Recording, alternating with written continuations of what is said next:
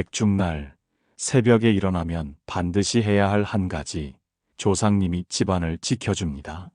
백중날, 음력 7월 15일, 산 사람과 죽은 이가 만나는 날.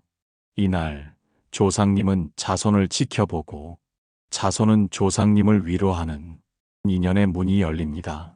누구에게나 조상님은 있습니다.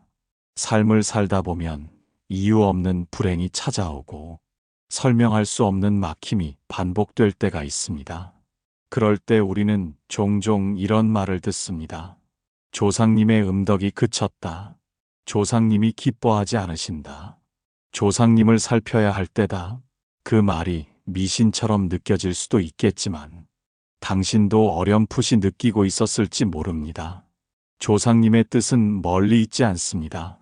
백중날, 그 새벽에 잠에서 깨어 단 한 가지라도 진심으로 실천한다면 그 조용한 공덕이 당신의 삶에 은은히 퍼집니다.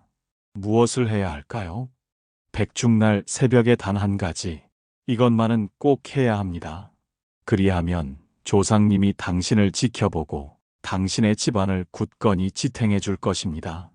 지금부터 그 한 가지 실천을 시작으로 백중의 의미와 조상님과의 인연을 되새기는 깊은 명상의 길로 함께 걸어가 봅니다. 1부, 조상님은 왜 백중날을 기다릴까? 백중은 단지 조상님의 날이 아닙니다. 이날은 가장 오래된 인연이 살아나는 날입니다.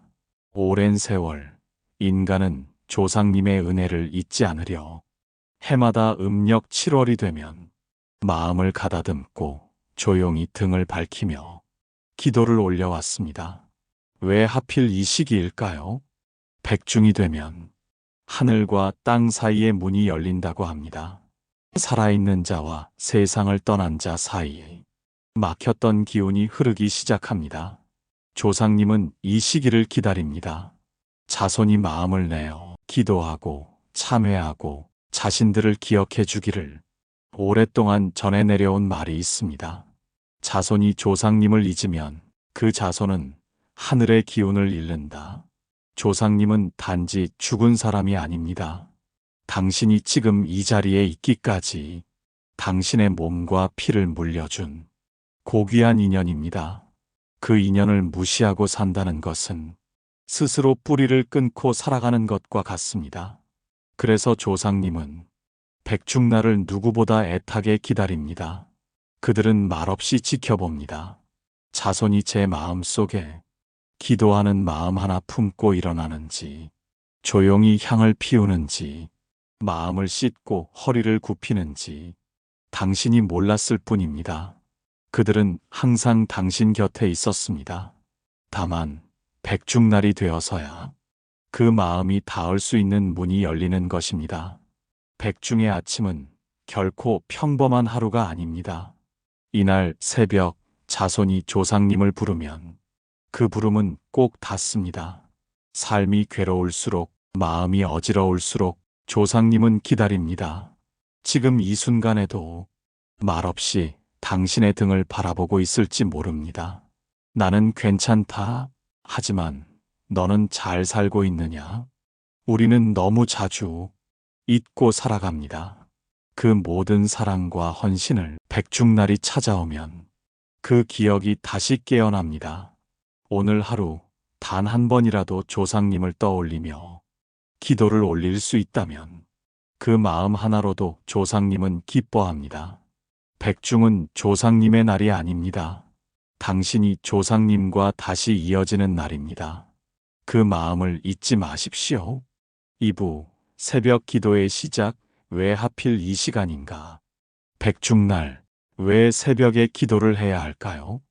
그 이유는 단순히 시간이 한적해서가 아닙니다. 새벽은 기도의 문이 가장 활짝 열리는 때입니다.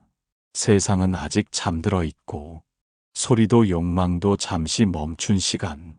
이른 새벽은 사람의 마음이 가장 깨끗해지는 시간입니다. 아직 누구와도 말을 나누지 않았고 아직 어떤 감정도 생기기 전 눈을 뜨고 가장 먼저 하늘을 향해 마음을 내는 그 순간, 그 기도는 누구의 방해도 받지 않고 곧장 우주의 길을 타고 조상님의 마음에 닿습니다. 부처님께서도 새벽에 일어나 기도하고 명상하셨습니다. 새벽은 고요한 축복의 시간입니다. 그 고요 속에서 당신이 짧게라도 기도를 드릴 수 있다면 그것은 곧 당신 자신을 위한 내면의 정화이기도 합니다. 어떤 기도든 좋습니다. 조상님의 이름을 부르며 고맙다고 미안하다고 속으로라도 말해보세요. 혹은 단지 향 하나 피워놓고 마음을 다해 합장하십시오. 그 어떤 화려한 의식보다 당신의 진심은 더 깊고 멀리 닿습니다. 새벽의 기도는 요청이 아니라 연결입니다. 당신과 조상님을 잇는 보이지 않는 끈을 다시 엮는 순간입니다.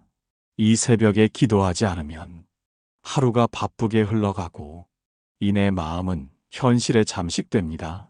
그래서 백중의 새벽을 절대 놓치지 말라고 전해왔습니다.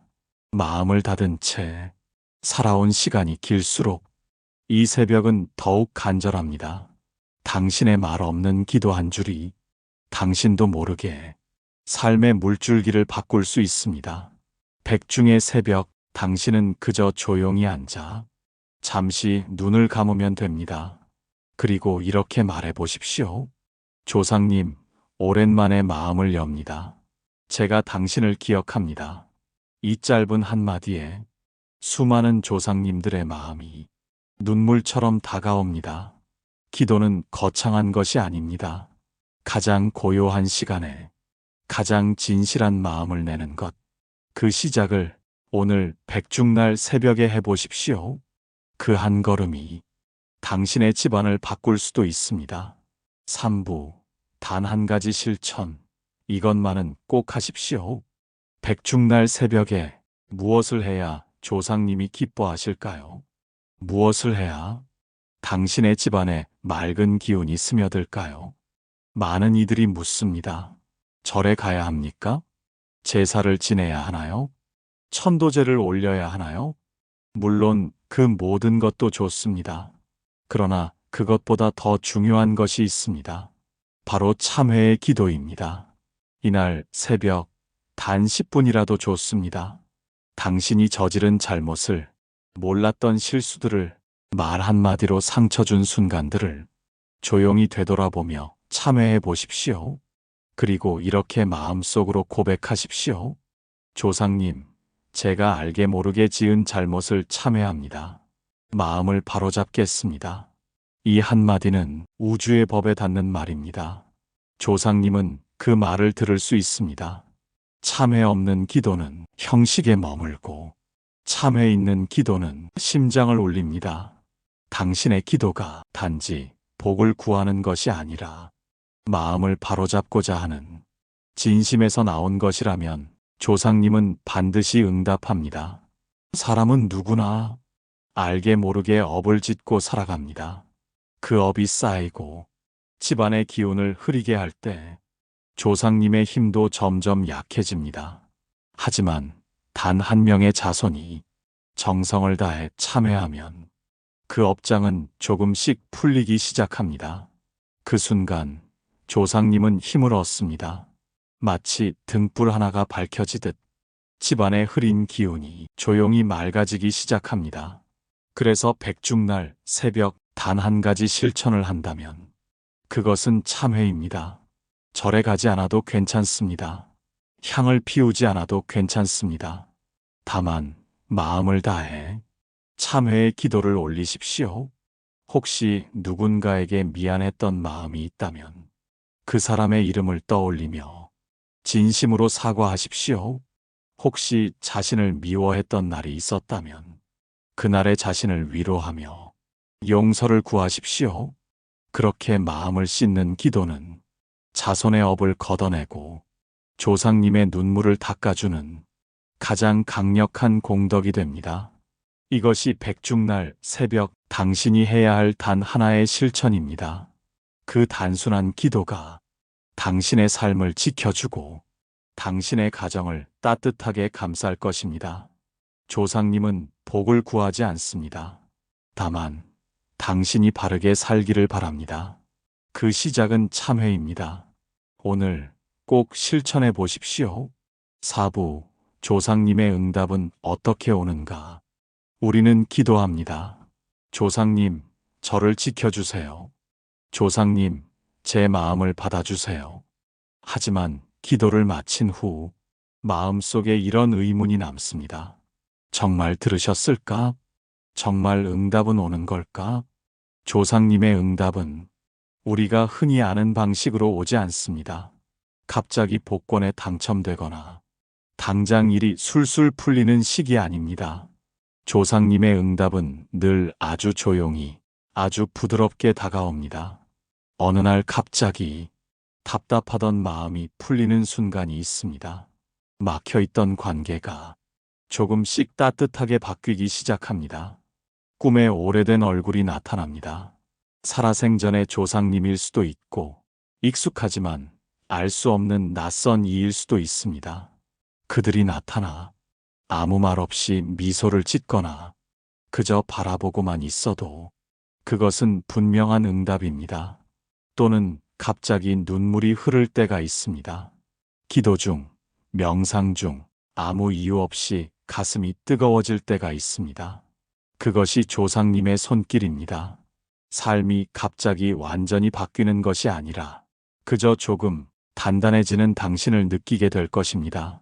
어떤 날은 그저 평범한 하루였는데 왠지 모르게 마음이 가볍고 사람들의 말이 다르게 들릴 때가 있습니다.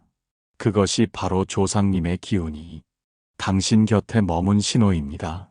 그리고 무엇보다 중요한 변화는 당신 자신의 마음 속에서 일어납니다. 미움이 줄고 용서가 자라고 조금 더 따뜻해지려는 의지가 생깁니다. 그것이 조상님이 주는 가장 큰 선물입니다.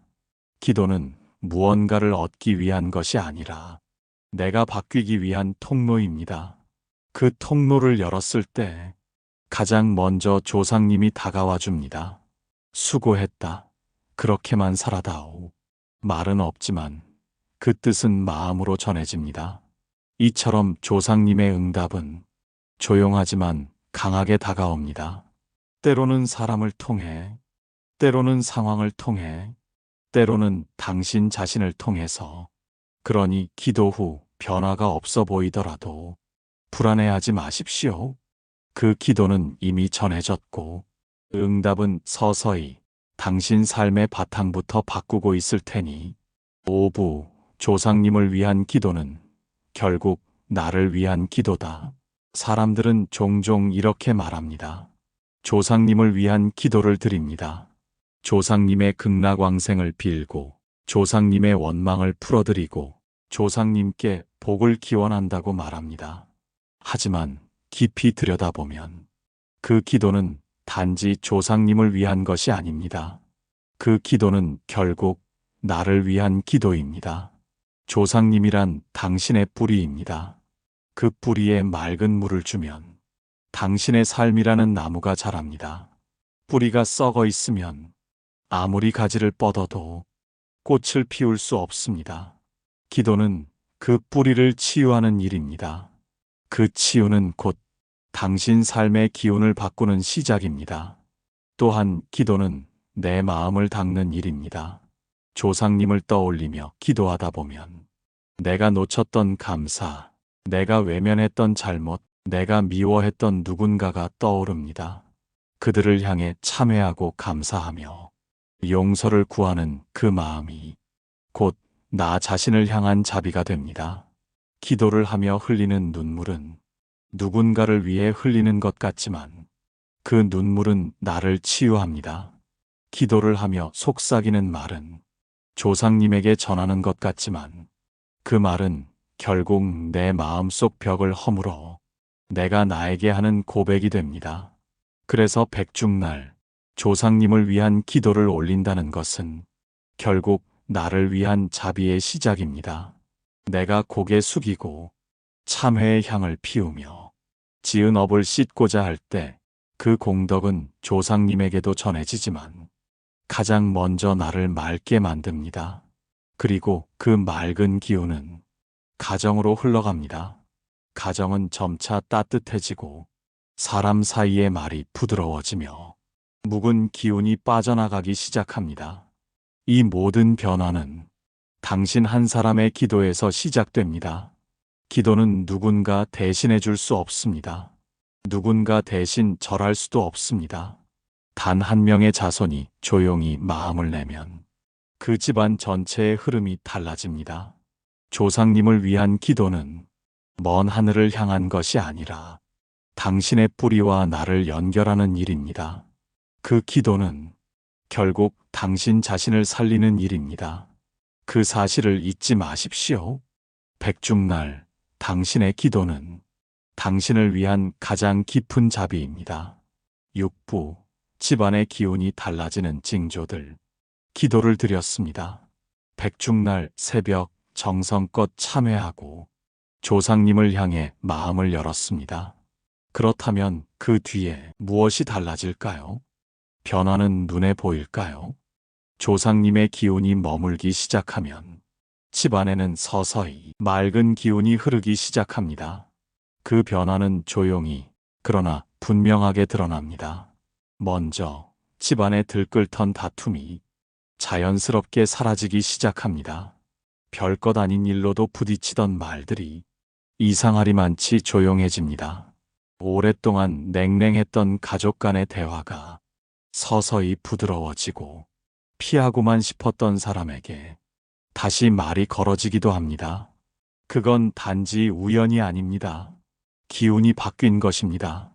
또 하나, 집안의 물건이 자리를 잡기 시작합니다. 불안하게 흔들리던 가전이 멈추고 고장이 찼던 전등이나 기기들이 이상하게도 오래갑니다. 가장 미묘한 변화는 잠입니다.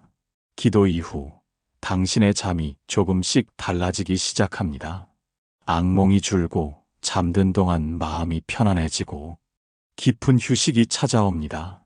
또한 집안에 이유 없이 방해가 많던 일들이 조금씩 풀리는 기운도 느껴지기 시작합니다.